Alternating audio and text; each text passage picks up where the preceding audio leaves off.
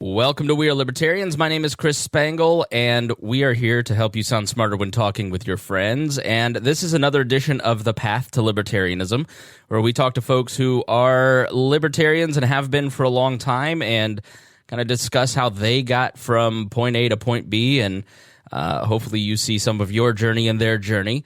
And I'm really excited to talk today to Dan Mitchell, who is a very prominent writer, very prominent scholar in the libertarian movement, somebody that I have read for a very long time. Dan, why don't you tell us a little bit about your day job? What are you doing now, and where do you work? Well, Chris, thanks for having me on your program. I'm the chairman of the Center for Freedom and Prosperity, which is a small think tank. There's only three of us. It's been around since 2000. We started out focusing pretty exclusively on international issues, especially fighting against bureaucracies that wanted tax harmonization. We were the only really significant defender of tax havens, but we've now branched out so that we cover all sorts of market-oriented economic issues. I've been chairman of the Center for Freedom and Prosperity since the very beginning, but I didn't actually make it the place where I hung my hat until 2017. Before that, I was a senior fellow at the Cato Institute. Before that, a senior fellow at the Heritage Foundation. And going way, way back into the distant past, I did a stint on Capitol Hill with Senator Bob Packwood of the Senate Finance Committee. And then I started with a small little group, Citizens for a Sound Economy, a sort of a grassroots libertarian organization. That's fascinating.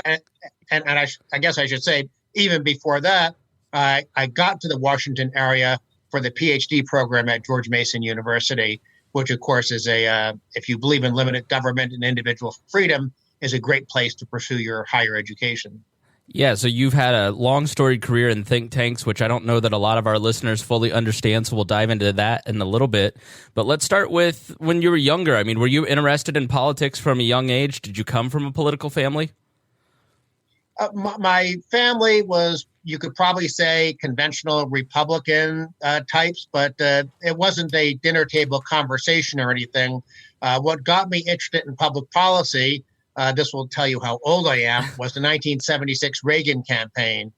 He challenged Gerald Ford for the Republican nomination. And even though I don't even know how I got interested, because it wasn't as if I was a regular watcher of the news, but somehow I must have latched onto something. And Reagan, during that campaign challenge against President Ford, Reagan relentlessly mocked big government, talked about how government was the cause of problems.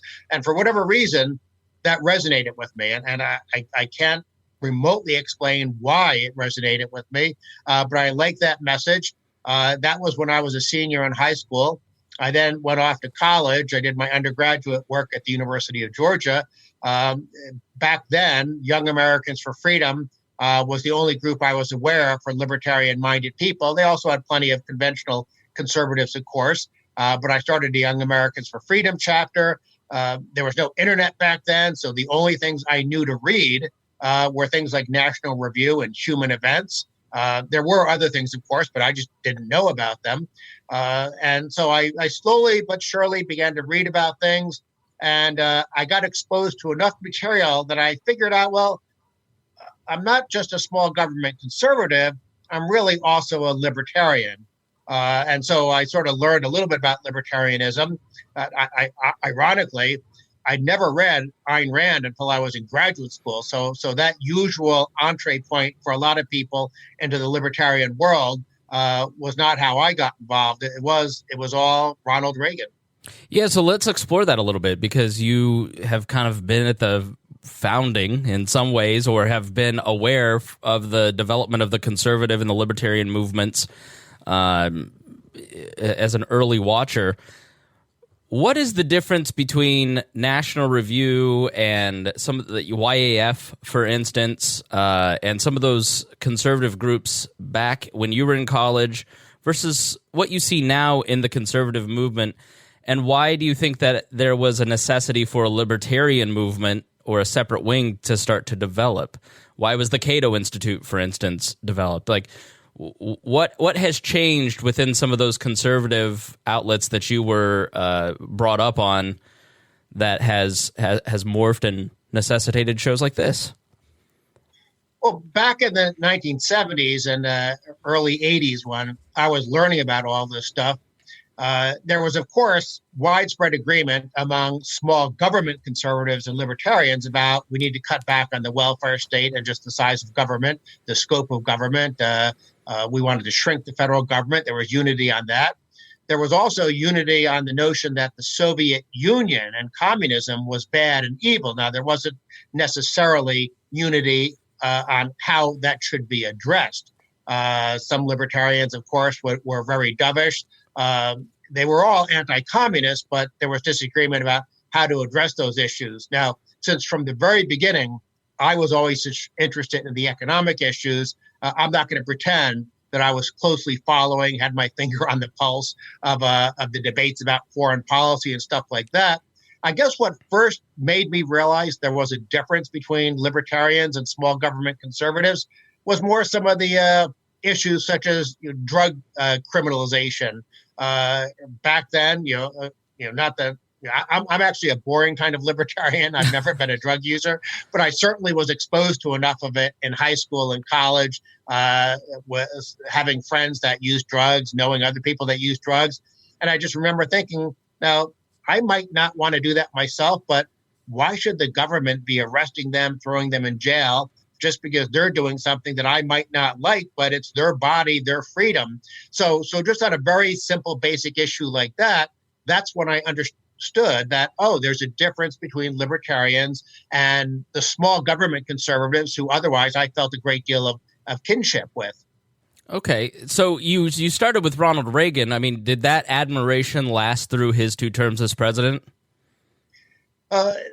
This is I guess, a strange story because I got to the Washington area for GMU's PhD program in the mid-'80s. And so I was there in D.C. with Reagan in the White House. I started working almost right away, part-time, but then full-time for Citizens for a Sound Economy while working on my PhD. So I was writing on things, analyzing things, researching things while Reagan was still there. And I remember at the time feeling, he is such a disappointment. He's not doing enough. He's not fighting big government. And of course, in some objective sense, that's true. However, with the benefit of all this gray hair I have and having seen the George H.W. Bush administration, having seen the George W. Bush administration, now seeing the Trump administration, seeing other Republicans sometimes in control of Congress over the last several decades, I do now have, in retrospect, a lot of admiration for the fact that at least there was always some determination and fight in the Reagan administration to try to control government. Did they do it as much as I wanted? No, of course not. But boy, compared to other Republican presidents, I now look back upon Reagan with a lot of admiration, and I've actually crunched the numbers in terms of who let government spending grow the fastest. I've crunched the numbers in terms of per capita, inflation adjusted. I've sort of segmented out looking just at domestic spending and things like that.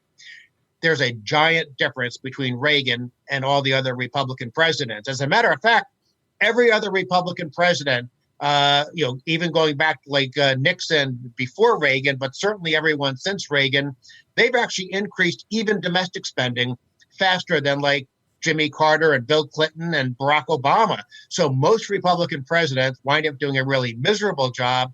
Reagan stands out for having, compared to every other president in the modern era, at least slowed the growth of government. And because you slowed the growth of government, he wound up shrinking domestic spending as a share of GDP, and even shrinking overall spending as a share of GDP by 1 percentage point. So as time has gone by, I do appreciate Reagan more because at least there was some fight. Why did he have the ability to fight that maybe I'm not going to pretend that Trump is ideological in any way, or what was it about Reagan or the environment that was different then that doesn't seem to be possible for the Paul Ryans in the Republican Party now? Well, first, let me say something, I guess, in defense of Paul Ryan. In 2008, as Bush is heading out the door, he, of course, is doing the TARP bailout. Obama gets elected. He does the fake stimulus. we have this sort of giant explosion in the size and scope of government just in a couple of years at the end of Bush, beginning of Obama. Then Republicans, we had that so-called Tea Party election in 2010. Republicans took the House. From 2010 to maybe about 2014, if you look at the raw numbers, there was actually a tremendous amount of good stuff being done. We had a sequester in there. We had a genuine commitment on the part of House leadership to fight. We had government shutdown battles. And if you simply look at that period, we actually, for the most part, had a nominal freeze on government spending, which was really impressive. So I don't want to say that every other Republican, certainly every other Republican president, but I don't want to say every other Republican was bad on spending, because I do think House Republicans back in 1994, the Gingrich Revolution, for a several-year period, they were very good about fighting Bill Clinton on spending, and we actually made progress in terms of shrinking government as a share of GDP or economic output. And at the end of the day, of course, as a libertarian, I have my fantasies about, wouldn't it be great if we shrunk the federal government back to what the founding fathers envisioned? Wouldn't it be great if we got rid of the Department of Agriculture, Department of Housing and Urban Development? Yes, I have that ultimate fantasy goal, but there's also such a thing as a partial victory. And if the private sector is growing faster than the government, guess what? We are shrinking the relative burden of government compared to the private sector that has to support that government. So I'm willing to take partial victories, because it's a lot better than partial defeats. So yes, other Republicans have been good at different times. But to finally answer your question after that a little diversion there, Reagan actually wanted to do good things, and he appointed at least enough people who wanted to do good things. The problem with, say, a president like Trump is that it's easy to cut taxes, because that's giving people their money back. And outside of the hard left, there aren't going to be people who are going to really fight against that. And also, Trump is doing a semi-decent job on red tape. Not nearly as good of a job as he's telling us, but at least the rollout of new regulations has been abated, and there's actually been, in some areas, a few bursts of deregulation. But again, that's not difficult to do. What's difficult to do is to tackle the interest groups that are feeding at the federal trough. Republicans and Democrats on Capitol Hill love it when there's more money to spend, because that's how they raise campaign cash. That's how they make themselves popular. Oh, here's a bridge in the district. Here's a contract for a factory in the district, whether it's to build tanks or to do something on the domestic side of the budget. It's very fun for a member of Congress to play Santa Claus with other people's money, and to have a president in the White House imposing some sort of overall discipline. Okay, you guys can waste money, but you can only let it grow 2% a year. Well, that's not happening with Trump. The budget's growing 4%, 5%, 6% a year, 3 times the rate of inflation. So it does matter who's in the White House. Are they willing to fight? And unfortunately, on the issue of spending, Trump is a populist. Populists love spending other people's money.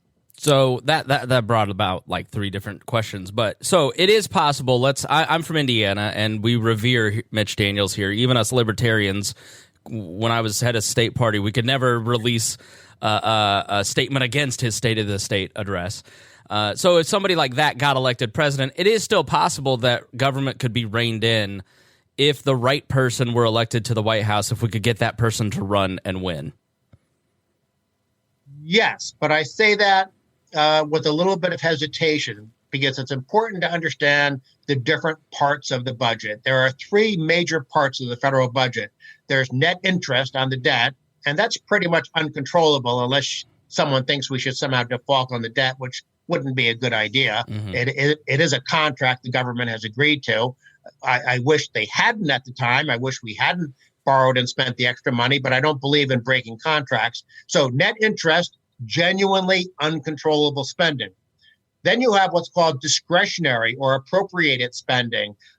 This is both defense discretionary, the Pentagon budget, and it's also domestic discretionary. How much money are we giving to the Department of Housing and Urban Development? How much money are we giving to the Department of Education? A lot of the budget is funded on an annual basis through what's called these discretionary appropriations. The president, by use of the veto pen, has a lot of power to influence how fast that spending grows, or even indeed whether it does grow. And that's one of the areas where Reagan did a really good job. Now, net interest, discretionary spending, now the elephant in the room, the entitlement budget, which, back when I was born was maybe only 1/4 of the federal budget. It's now over 70% of the budget. This is Social Security, Medicaid, Medicare. These are the so-called, in budget wonk terms, the mandatory programs. They're entitlements. You are legally given the right to get money if you fit a certain category based on your age, your health, your income levels. And in order to change those programs, because they are in budget parlance, they are permanently appropriated. In order to change those programs, you actually have to pass a law through the House and the Senate and presidential signature in order to change it. So if we had a really good president who believed in limited government, that president couldn't really do anything about net interest, at least not in the short run. He can do something about discretionary spending, defense discretionary and domestic discretionary, by virtue of the fact that he has a veto pen, but there's no way he can do anything about the entitlements unless he can somehow convince the House and the Senate to go along with plans. And you might remember back after the Tea Party took over, the House Republicans actually proposed budgets that would have block granted Medicaid, that would have shifted Medicare to a premium support system similar to what federal employees have. Those two reforms would have dramatically saved money over the long run. But of course, Obama had no interest in controlling the size of government. So having the House pass a good budget was symbolic more than anything else. Now, I'm going to digress here for a second. For much of the Obama years, the work I was doing in Washington was focused on one thing: get Republicans to support these budgets with the good entitlement reform, so that if we happen to have a Republican president on January 20th, 2017, we could actually save the country from this long-term Greek-style fiscal crisis that we're heading toward. Well, we did get a Republican president. Unfortunately, out of 17 Republicans running for president in 2017, Republican voters picked the one guy who said, I'm not going to touch the entitlement programs. And to me, that's probably the worst part. Well, the trade stuff is terrible, but in terms of fiscal policy, the worst part of Trump is that he has no interest in actually protecting the long-run fiscal health of the country by dealing with entitlements. And of course, now that Democrats control the House, it's not like, even if he suddenly had an epiphany, it's not like the Democrats in the House would pass anything anyhow. So we are just galloping in the wrong direction. Our aging population, falling birth rates, several $100 trillion of unfunded liabilities for these programs. So we really are looking at a long-term crisis. It really makes me worry about, should I get my kids like Australian citizenship or something, because we're in such difficult long-term straits. Which is, to invoke him again, Mitch Daniels recently said on local radio that a Democratic president is really going to be the only one that can rein in some of the entitlement spending. And I guess the crux, the concern of my question is really, how screwed are we? Do we need to get Australian citizenship? I think in the libertarian movement, and this is a long-standing feature of our movement, it's not a bug, is the fear of an economic collapse at any moment. How serious is that? How serious is the fiscal crisis facing the United States, and how bad could it be? Or because I never know. I never know. Like, what do I really need to worry about? Because I'm concerned about the budget. I'm concerned about spending. I'm concerned about entitlement. I'm concerned about those things. But I feel like there's a lot of people that I listen to that want me to be really afraid of it, and that seems to be a little manipulative. So, like, on a scale of 1 to 10, how concerned do you think Americans should be about a coming economic crisis? We should be concerned about an economic crisis, but not because of the budget. The budget that we have, the entitlement programs, the long-run growth and the burden of government spending because of those programs, that to me is like smoking 3 packs of cigarettes a day. You're not going to get cancer the first year in all likelihood, or the second year, or the third year. But sooner or later, smoking 3 packs of cigarettes a day is going to cause some negative health consequence. It might simply be that instead of growing 3% a year, you're growing 1% a year, sort of turning America into France or Italy. When I think about an economic crisis, almost always in our nation's history, economic crises, sort of the busts, the recessions, the depressions, almost always they have an origin with monetary policy. Now, I've done my best over the last 40 years not to focus too much on monetary policy just because it's not my interest. And also, it's hard to really write and be a monetary policy person without people thinking you're a crank or something. You're just one of these, gold bugs or crazy Fed bashers or something like that. Well, the reality is, though, the Fed usually is the cause of our economic crises. It played a significant role in the Great Depression. It played a big role with the dot-com bubble. It played a huge role with the 2008 crisis, because when the Fed is pumping out easy money, artificially low interest rates, it's causing what Austrian school economists describe as it changes relative prices in a misleading way in the economy. You have malinvestment, you have bubbles, and frankly, I fear, if I actually knew the answer to this, I'd be a billionaire living in the Cayman Islands. But I fear that we're in a bubble right now, that the Fed has just been keeping interest rates too low. Of course, Trump, being a populist, is bashing the Fed. Oh, you need to lower rates more. Well, lowering rates is the government artificially distorting relative prices in the economy. All this extra money getting sloshed into financial markets around the world, because it's not just the Fed, it's the European Central Bank, the Japanese Central Bank. I do worry there's a bubble. Do I know enough about it to try to invest my paltry savings in a way to profit from it? No. I have no idea whether the bubble bursts tomorrow or whether it'll burst 2 or 3 years from now. Or maybe somehow the Fed will do what's called a soft landing and gradually soak up this extra money without an economic downturn. But it is a problem that we should be worried about. So it would be more like a 2008 downturn and less like a Great Depression where we're all eating out of trash cans, and it's not necessarily the collapsitarian vision of what a downturn might look like?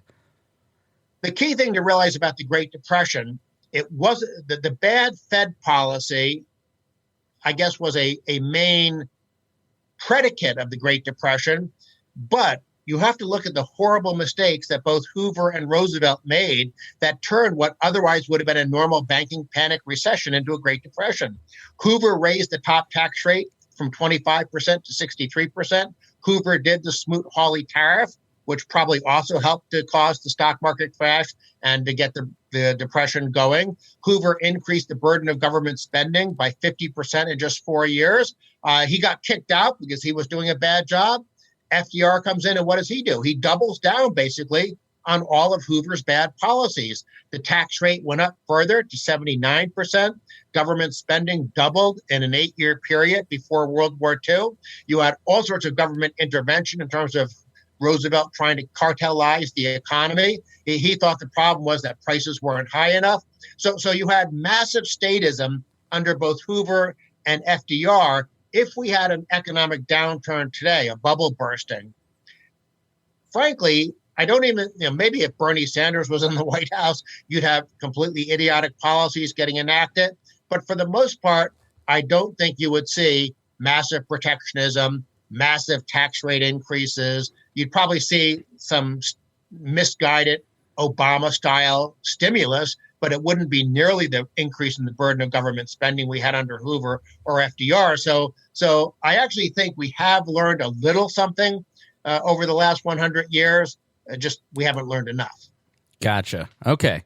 Well, I feel a little bit better now. Thank you. I appreciate that. Because, listen, economics is not my main sphere of interest. I'm more of a foreign policy person, and I enjoy, talking to people like you who have an understanding and appreciation of economics in a way that I don't. And I wonder, how did that develop? What are some of the early books or maybe mentors that you had that led you to a career of examining all this stuff, that you got to do your passion on a daily basis. Where did it all begin, and what are some ways that people could, if they're interested in doing the kind of work that you do, talk a little bit about your career path? Well, as I told you before, I got interested in public policy because of Reagan. And at the time, I thought that just meant I was a conservative. As I got to college and started reading National Review and Human Events and getting exposed to a few other things, I realized there was a subspecies called Libertarians. And I began to understand, oh, that's what I really am. And I've always thought that Libertarians and small government conservatives were natural allies. And so I've never objected to working with Republicans who actually have at least some degree of sincerity about controlling the size and scope of Washington. Now, in addition to National Review and Human Events, I did find the occasional book like Capitalism and Freedom by Milton Friedman, which I think is still a relevant book for people to read. William Simon, who was Gerald Ford's Treasury Secretary, he was sort of the token free market person in the Ford administration. He wrote a book, I think, called The Time for Truth, if my aging memory serves correctly. And that was actually a pretty good book in terms of saying, we need to control the size and scope of government. I guess at other points in time, eventually I learned about Henry Hazlitt, Economics in One Lesson. I remember reading that at some point in time. I'm sure there were other things. Again, by the time I got into the master's program at the University of Georgia, I read Atlas Shrugged. So Reagan was my gateway drug to being concerned about big government, and then I just sort of learned and got exposed to more over time. It would have been wonderful if there was an internet back then. I could have learned a lot more, a lot faster. So did you get into working, excuse me, what a way to phrase that question. So did you enter into the world of think tanks? Did you think that was even possible? Did you know what that was when you went to college? Did you have a direct career path, or has it just kind of worked out organically? I had no idea there were things like think tanks. I mean, maybe I did, because I'm sure when I was reading National Review and Human Events, they probably referenced a Heritage Foundation study, an American Enterprise Institute study, a Cato Institute study. So I probably vaguely had read things that mentioned think tanks. But at the time, I definitely knew I wanted to work in the field of public policy. I actually thought that meant I wanted to work in politics. Mm-hmm. And at one point in time, I guess in 1979, I went up to Washington. The Leadership Institute, which still exists, does training programs, especially targeted to young people. And the Reagan campaign offered to make me the youth director or whatever it was called for Ohio for the Reagan campaign. And I remember having a very clear crossroads in my mind. Okay, do I want to work in politics? And for some reason, I said no. I loved Reagan. I was very excited about the Reagan campaign.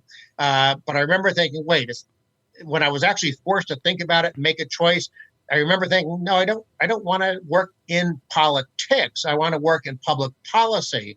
So I stayed at Georgia, then went to graduate school for my master's. Had to take all sorts of math and statistics because I had avoided that as an undergraduate, as well as, of course, the graduate programs. And again, as part of my slow learning process of what's going on around the world, I learned about George Mason University, which is where all the Austrian school people were. It's where the public choice people like James Buchanan were. That's the economic school of thought that analyzes the self-interested behavior of politicians and bureaucrats. And so I realized, wait, George Mason is where I should be. I applied for the PhD program. I went to George Mason. And once I got up to Washington, then I began to realize that, okay, there's this whole world of think tanks. Some of the professors at George Mason were involved in this group that was started, Citizens for a Sound Economy, which is sort of a libertarian grassroots group at the time. It's morphed in several ways. And part of it is now Americans for Prosperity, just for your viewers who might know about them. But anyhow, so once I started working part-time and then full-time at Citizens for a Sound Economy, then I got exposed, of course, to the Cato Institute, the Heritage Foundation, other places. And that's where I belonged. I belonged for whatever dorky reason I belonged in Washington, writing about fiscal policy, especially, but also over the years, I've written about regulation, monetary policy. Over the last couple of years with Trump's awful approach, I've written a lot about trade policy. But fiscal policy has always been my top area of interest for whatever reason. So I don't think people understand what a think tank does or is necessarily, or what you do. I think in their mind, you sit around smoking a pipe in a big high-back leather chair next to a fire reading all day. What does it look like when you work in a think tank? What goes on a daily basis for you? Well, some of it is exactly what you described. If you looked at a think tank such as, say, the American Enterprise Institute, they focus more on sort of long-term thinking, writing books, that kind of thing. And there's definitely a role for that. So they are sitting with those high-back leather chairs. I don't know if they have fireplaces going, but they tend to more be writing books. I was at the Heritage Foundation for 17 years. The Heritage Foundation, there are definitely plenty of longer publications, but a lot of what the Heritage Foundation focuses on, and again, I was a libertarian in the economic policy area of Heritage, and they were small government focused for the most part. So as a libertarian, I certainly felt comfortable during my years at Heritage. Were there some big government conservatives there? Yes. And there were certainly internal battles. But by and large, I was sort of left unmolested to do lots of writing, to lots of activity on Capitol Hill with members of Congress and their staff, basically trying to educate them about why we would be better with lower tax rates and smaller government. Then when I went to Cato wasn't nearly as focused on Capitol Hill, but it was definitely focused on getting out a consistent, coherent libertarian message about why government should be smaller in every sphere of our lives. That's excellent. Yeah, I think there's some wing of the libertarian movement that criticizes think tanks because, that's the swamp. Or Tea Party conservatives too. That's the swamp. That's where all these bad ideas are constantly pushed. And the Council on Foreign Relations will be cited a lot, or Brookings, and they're the ones pushing these bad ideas and interventionism, and they're just funded by security companies to basically sell more bombs. I mean, so I think for some libertarians, the idea of a professional, institutionalized bank of knowledge is somewhat threatening, but in my experience, it seems like it's really necessary in a free society to have people who are dedicated to public policy and writing about it. And if you don't like one, that's sort of what the Koch brothers and George Soros have just done. They said there's too many interventionist think tanks. We're going to start the first non-interventionist think tank. And when you start a think tank, I mean, how much can you, in that instance or in the places that you've worked, how much can you actually influence public policy? Is it as direct and nefarious as maybe some people think, or is it like we're just throwing out a bunch of ideas and hoping some of this stuff sticks with the people who actually make decisions? Let me start by saying the people you described, the libertarians who are suspicious of Washington, they should be suspicious. It's always good to have a healthy skepticism of everything in Washington, because there are some people who go to Washington thinking, I'm going to try to save the world, and they do wind up getting absorbed by the swamp. It's sort of like the Borg. They get sort of just swept into Washington. And I have plenty of people that I know who came to Washington to go work on Republican staffs, who are committed free market people, and now they're basically lobbyists who will, if you give them a check, they'll lobby to make government bigger, and they've lost the focus and then the commitment for individual liberty. They're probably still Republicans. They probably still give to Republican campaigns, including some who are candidates who are free market oriented. So I don't want to say that they've completely lost their souls, but there's definitely pressure once you get to Washington to go along, to get along. If you want your kids in private school, you want a house with a big mortgage in a nice neighborhood. I mean, there is a lot of pressure to do the wrong thing. Now, having said that, for the most part, I think the think tanks, at least that I was working with, Heritage and Cato, have, for the most part, kept themselves relatively clean. I think there are other think tanks and organizations like Competitive Enterprise Institute, the National Taxpayers Union, Americans for Tax Reform, my own little group, Center for Freedom and Prosperity. There are plenty of groups in Washington who I think have kept their honor and continue to fight for the right thing. It's always very important in an organization working in Washington that you find people to work there who not only know their material, but also sort of have enough moral fiber not to get co-opted by the swamp.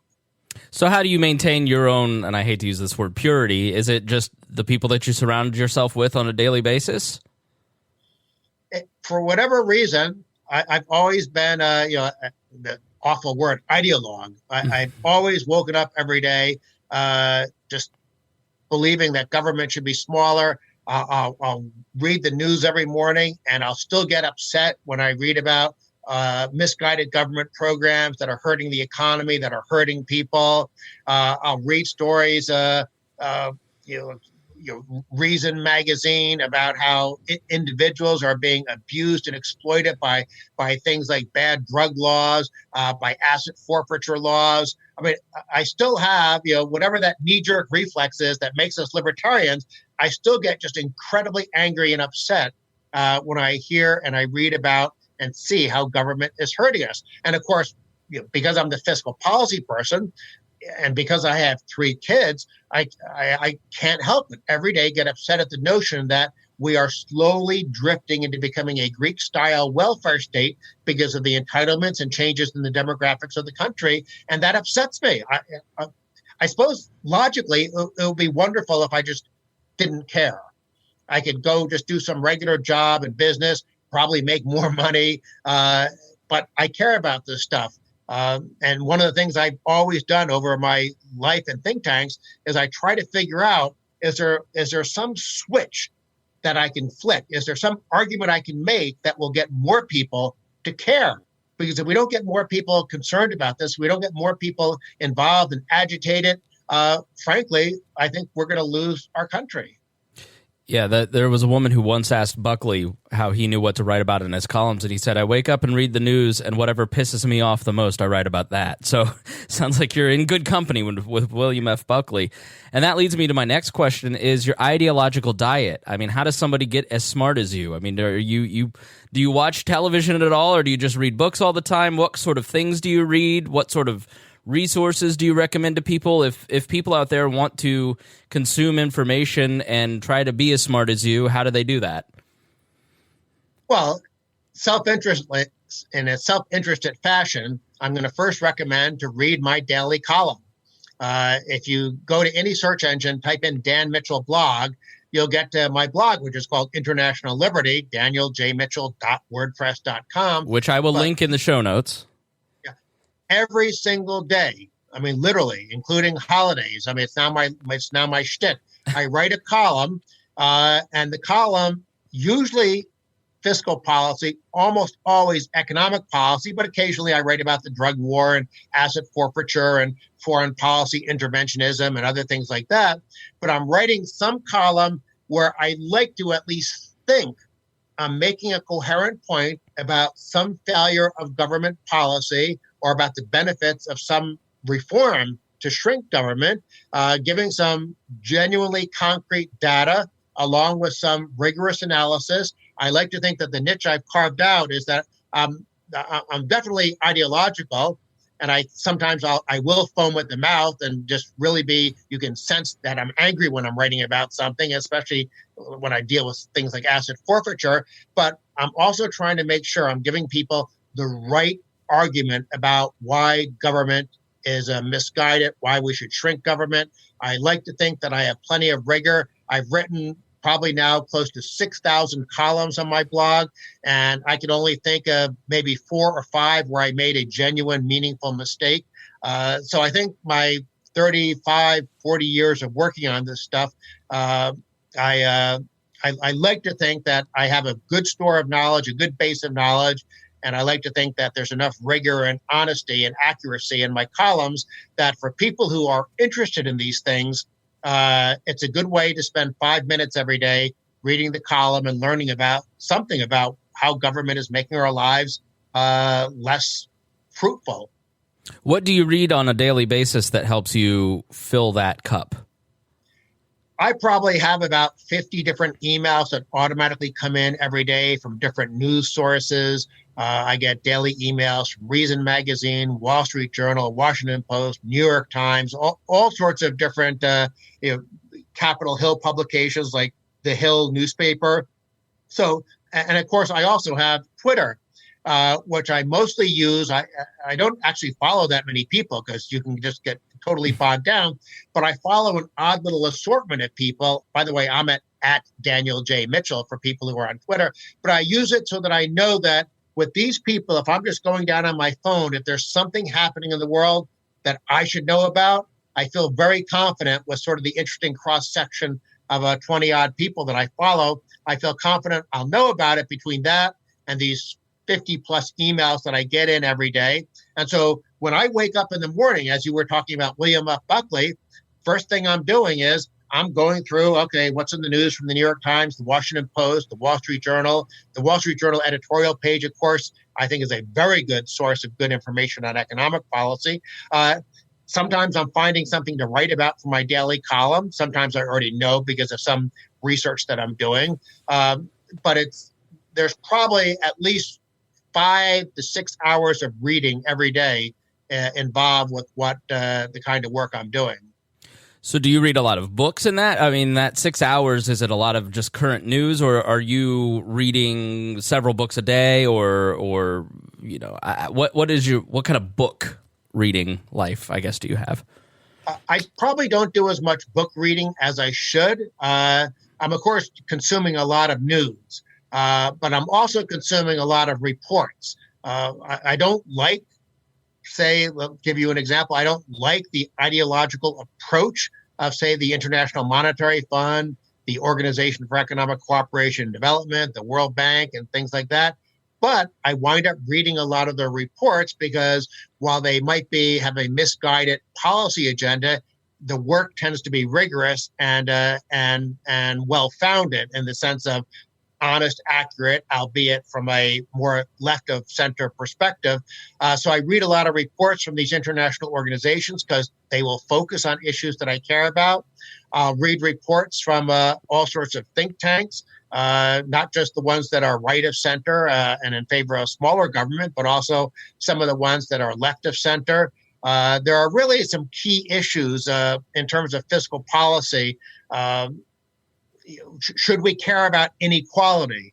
And there's lots of think tanks writing lots of studies on inequality. My view, and I've written about this dozens of times on my blog, is that we shouldn't care about inequality. We should care about opportunity and poverty reduction. And if you care about opportunity and growth and poverty reduction, that leads you toward free market policies, where if you sort of view the economy as a fixed pie and you care about inequality, that leads you to a class warfare redistributionist agenda. So reading about the whole wealth of material that comes out on that kind of topic is of course, can take up, that could literally be every day for the rest of my life if I wanted to read every single thing that was written about those things. Another very interesting difference is on fiscal policy. Left and right, Republican and Democrat, everyone says they care about the deficit. No, they don't. That's really a proxy for the real fight. The real fight is about the size of government. And so what I tell a lot of my Republican friends, and for that matter, some of my sort of free market oriented think tank friends, we shouldn't be writing about the deficit being a problem. The deficit is a symptom of the problem. The real problem is government's too big and growing too fast. And the analogy I always give them, or I guess the question I pose to them is, if somehow magically $2 trillion of revenue floated down from heaven, and in Washington, instead of having $1 trillion deficit, had $1 trillion surplus, would that change our argument at all about why we should get rid of the Department of Education? No. Would that change at all the fact that we should be block granting Medicaid and getting it out of Washington? No. We should be focusing on the size of government. If we talk about, we have to reduce the deficit, Bernie Sanders can say, okay, that's a good idea. Let's raise taxes. Anytime you see a Republican, a conservative, or a libertarian talking about the deficit, you should slap them on the hand and say, no, you should be talking about our problem is government being too big. And so I do a lot of research and writing about sort of these macroeconomic fiscal policy issues. One of my big topics, and I'll shut up on this because I know I'm filibustering again. No, keep going. One of my big topics is I write a lot about why we should have a spending cap, not a balanced budget amendment. A balanced budget amendment, you have those in California and Illinois. Do those stop bad fiscal policy? No.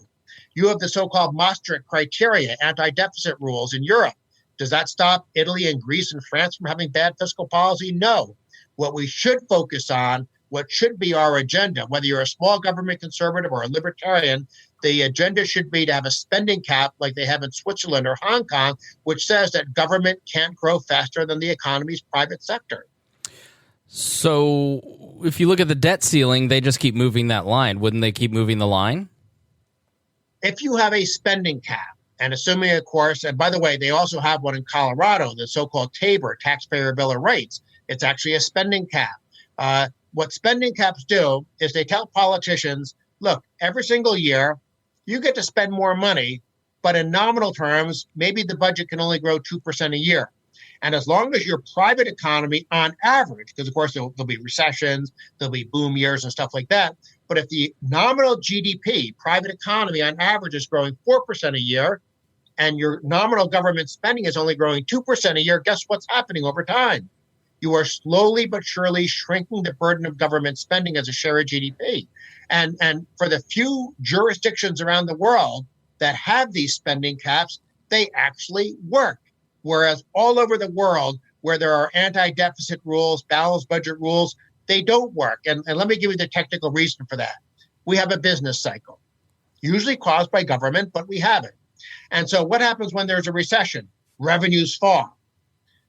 Are politicians going to cut spending in a recession? No, that's exactly the point in time when they think they should spend more money, usually for misguided Keynesian reasons, sometimes just because they want to buy votes. Maybe they actually care about people, but they're misguided in their approach of how you actually help people. But when there's a recession and revenues fall, they're not going to cut spending. Now, what happens when the economy is really growing fast and maybe revenues are increasing 8, 9, 10% a year? With a balanced budget rule, they can increase spending 8, 9, 10% a year. The beauty of a spending cap is it tells the politicians, hey, you don't have to cut spending in a recession. You can still increase spending by 2% a year. But the trade-off is that when the economy is growing and they're getting all this extra revenue coming in, they can't spend it. Spending can still only grow 2% a year. And again, I would recommend people go to International Liberty, my blog. I have all sorts of, not just scholarly, but also I go through this material and I break it down into simple common sense observations. You don't need to be an economics PhD or even an economics graduate to understand these things. Most economic concepts are very simple and straightforward. It's just that most economists use a lot of jargon so they can try to portray themselves as being smart. I view one of my niches in life is how do I give these economic concepts and data in ways that ordinary people who are living otherwise ordinary lives, who don't have time to focus on all the jargon and nonsense, I break it down and explain, this is what's really happening. This is why we should care. Here's some of the data, and here's the policy prescription that comes from that data. Yeah, that's why you've always been one of my favorite reads and one of the people I've recommended first and foremost, because you are such a clear writer. You do make it very simple, and that seems to be lost. And that's so funny that you say that people try to be the smartest in the room. You're trying to do a lot of what we do here, which is just help regular people, normies, understand complicated concepts. And so I highly recommend his blog. Like I said, it will be in the show notes, so just click that link and bookmark it. I don't know if you have a Facebook page or an email list, or I'm not sure how you distribute it. Do you have an email list? Like what is the best way to get that delivered to us every day? Well, anybody who follows me on Twitter at Daniel J. Mitchell, I automatically send out my blog every day on Twitter. On Facebook, I have a couple of pages. One being Dan Mitchell Economist page. It's like an institutional page. And then I have my personal page. If you just search for Dan Mitchell on Facebook, presumably you'll find me. But then if you simply go to the blog, somewhere on the top right, you can put in your email, which, by the way, I never use for anything else. you can put in your email, and automatically every day when my column gets published, it shows up in your inbox. It's free, of course. I disseminate all this material to try to help save the country, not to fatten my bank account. Nothing wrong with fattening bank accounts, but since I'm an ideologue, I want people to get this information and learn more about these issues. So there's several ways of getting it, but the simplest way is probably just put your email into the that little box, and it automatically shows up in your inbox every day. So let's finish up with talking about the 2020 race. Let's start with Trump, who seems to take an enormous amount of credit for the current economy.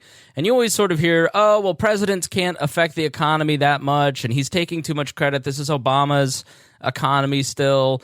How much does a president really affect the economy, and is Trump affecting it in a good or a bad way? Well, that's a question with a lot of aspects to it. It's a very broad question, I know, but that's sort of how people ask it, and maybe you can help us unpack it a little. First, I'll agree with the point that you were making, that the economy tends to be sort of this big ocean liner, going through the ocean, and politicians are like tugboats. Now, over time, enough tugboats can change the direction of a big ocean liner or big aircraft carrier. So I think public policy does affect the economy. There's no question about it. And presidents can have a positive effect or a negative effect. In terms of Trump specifically, well, first, if you look at the last 4 years of Obama in terms of the economy's trend lines with what we've seen over 3 years of Trump, frankly, there's not that much of a difference. It does appear that Trump has bumped the numbers up a little bit, but then the question becomes, is that because of his policy or because he's just badgering the Fed for easy money, which in the short run feels good? Easy money from the Fed is like, hey, I'm taking another drink at the bar. Well, the problem is when you get the hangover, that's when you have the economic bust from the easy money policies. So there's a big argument about how much credit should Trump get, and is it because his policy is good or because the Fed is giving us the fake stimulus of easy money? I'll simply say, if we separate monetary policy out of the equation, the way I describe Trump is that he's good on some issues and he's bad on some issues. If I wake up and I'm thinking I'm Dan Mitchell, the tax guy, for the most part, I think Trump's policy has been good.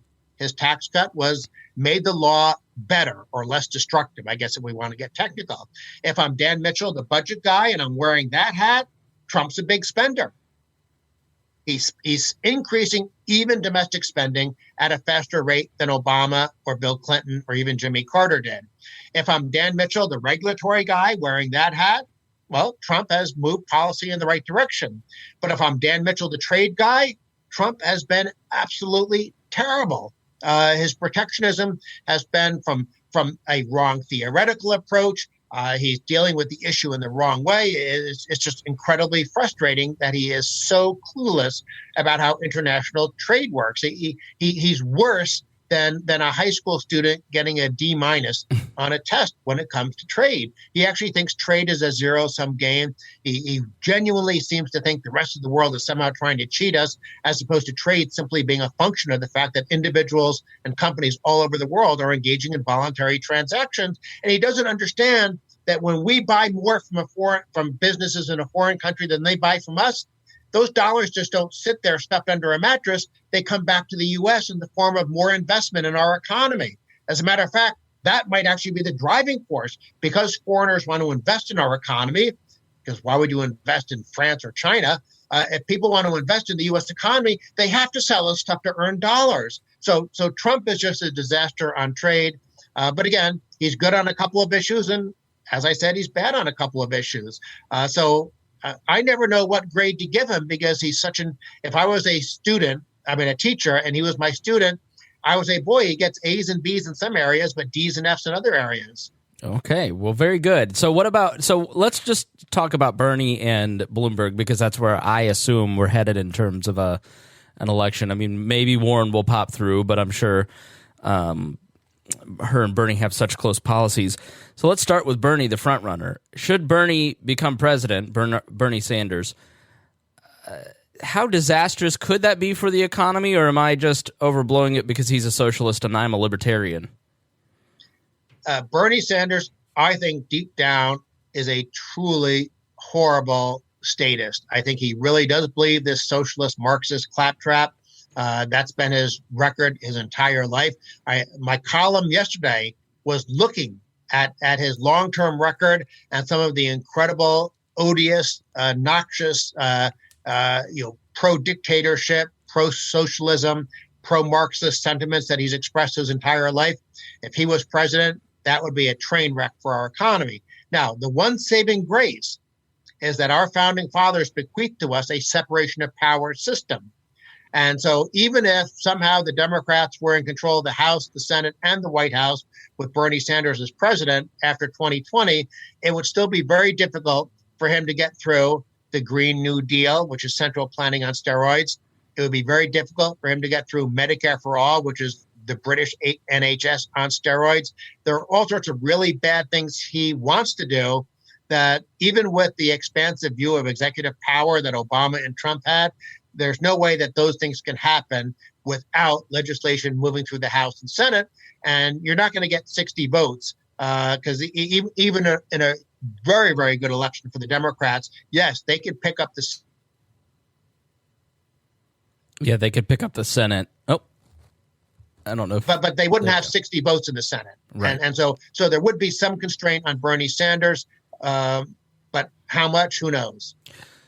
Well, my fear for him is that he would do a lot of what Obama and Trump have done and use executive action to implement a lot of things. I mean, is that a concern that you have about Sanders? Yes, there's no question he would fill the regulatory agencies with complete collectivist, statist mindset people. You would have the executive power of the White House being used to expand government's power and control over our lives. He would be a terrible president. But again, he would not achieve nearly as much as he wants to achieve. But nonetheless, what he would achieve would in effect be a big ratchet upwards in terms of government's control over our economy and over our lives. So let's take a look at Bloomberg. I don't know if you've looked at his record in New York City and what kind of president he may be. He seems to be not that far off from Bernie or Trump in that he wants to control whatever he can control. What kind of president do you think he would be economically? Bloomberg would be a technocrat. And by that, I mean, he in his own mind, he would be a practical person. But it, of course, all depends on his underlying biases. So he might be trying to tell us how much salt we could put on our food or what kind of soda we can drink. He would raise taxes, but he wouldn't be crazy about raising taxes like Bernie. Bernie Sanders genuinely hates economic success. He genuinely hates capitalism. Bloomberg doesn't hate capitalism.